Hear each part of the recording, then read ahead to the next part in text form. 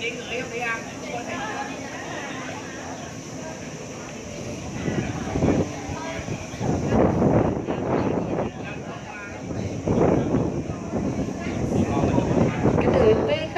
đi nhà ga đã đón đoàn tàu NH2 đi Huế về ga trên đường sắt số 2.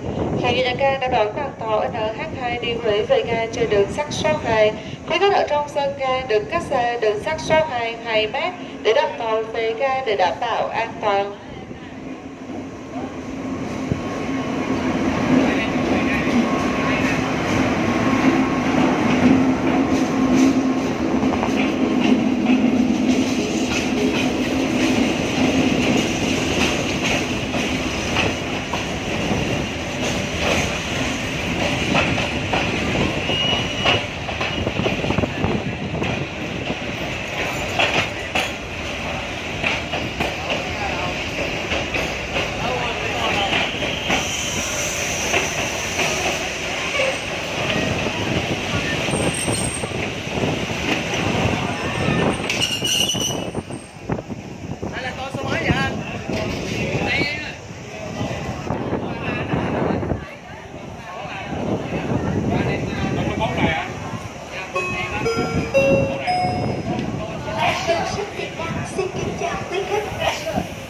Quý khách, đoàn tàu mang số hiệu NH2 đã dừng bánh hẳn trong sân ga Diêu Trì.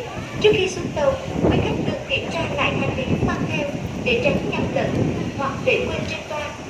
Nhà ga mở cửa cầu đợi để quý khách xuống tàu ra ga. Xin chân thành cảm ơn.